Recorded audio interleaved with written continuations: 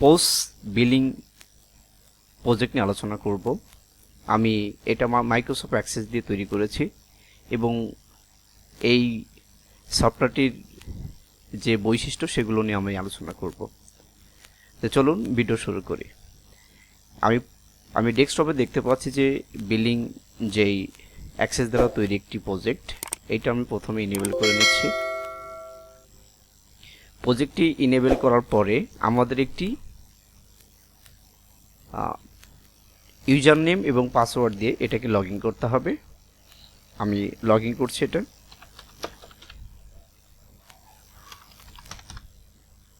দেওয়ার পরে আমরা এখানে এটাকে লগ ইন করব। ইউজার নেম এবং পাসওয়ার্ড দিয়ে আমরা এটাকে লগ ইন করব। আমাদের লগ ইন সাকসেসফুল হয়েছে।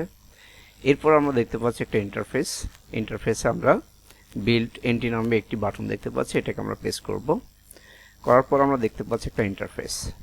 এই ইন্টারফেসে যে বিষয়গুলো আছে সেগুলো হচ্ছে কাস্টমার আইডি, নেম এবং অ্যাড্রেস, তারপর হচ্ছে ডেট এবং মোবাইল নাম্বার।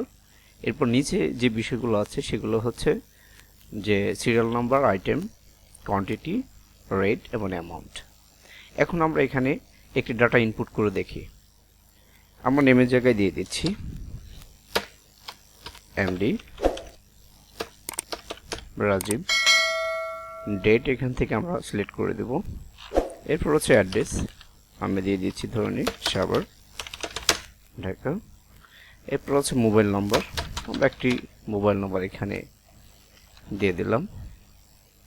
তারপর হচ্ছে কোন আইটেম, আমরা এখানে আইটেমগুলো যোগ করতে পারবো। এখানে আমরা 10 থেকে 12টি আইটেম যোগ করতে পারবো। আমরা ধরে নিচ্ছি এটা একটা রিটেল কোনো শপিং মলের বা ছোট কোনো একটি দোকানের যে পোস্ট ম্যাশিংয়ের মাধ্যমে যেই বিলটা গ্রাহককে দেওয়া হয় ঠিক সেটা। এখানে আমি ধরে নিচ্ছি 1 নম্বর আইটেম, ধরে নিচ্ছি পেন, কোয়ান্টিটি ধরে নিচ্ছি আমরা 1 পিস, কত 5 টাকা পিস। তারপর হচ্ছে পেন্সিল, এটা ধরে নিচ্ছি আমরা 5 পিস, সেটা হচ্ছে 10 টাকা পিস। এরপরে ধরে নিচ্ছি আমরা খাতা, ধরে নিচ্ছি 1 পিস 50 টাকা। এখন আমার মোট বিল হচ্ছে 105 টাকা। আমরা যদি এখানে 105 টাকা নিই, নেওয়ার পরে আমাদের ডিসকাউন্ট যদি থাকে 0 নাই। এরপর আছে নেট পেমেন্ট কত 105। পেমেন্ট করলে দেখা যাচ্ছে যে 0 থাকে।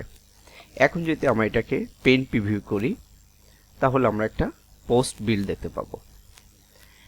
আমরা এটা পোস্ট বিলটি ব্যবহার করতে পারবো অথবা সাধারণ প্রিন্টারেও আমরা এই পোস্ট বিলটি পেয়ে যাব।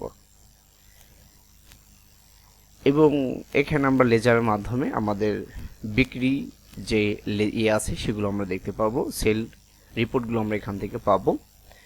এরপর হচ্ছে আমরা চাইলে এখান থেকে আমরা এক্সেলে আমার যে ডাটাগুলো আছে যে এন্ট্রি দিয়েছি আমরা এখান থেকে এক্সেলে ডাটাগুলো ট্রান্সফার করতে পারি অথবা পিডিএফ আকারেও আমরা ডাটাগুলো নিতে পারি। এটা ছিল খুব একটা সিম্পল একটা পোস্ট বিলের যে সিস্টেম, অর্থাৎ একটা রিটেল শপ বা ছোটোখাটো দোকানের জন্য এইটা আপনারা ব্যবহার করতে পারেন। আর যদি কারো এই ধরনের সফটওয়্যারের প্রয়োজন হয় ছোট ব্যবসা প্রতিষ্ঠানের জন্য, ইনশাআল্লাহ আমাকে জানালে আমার সাধ্যমতো তৈরি করে দিতে আমি চেষ্টা করব। এটাই ছিল এই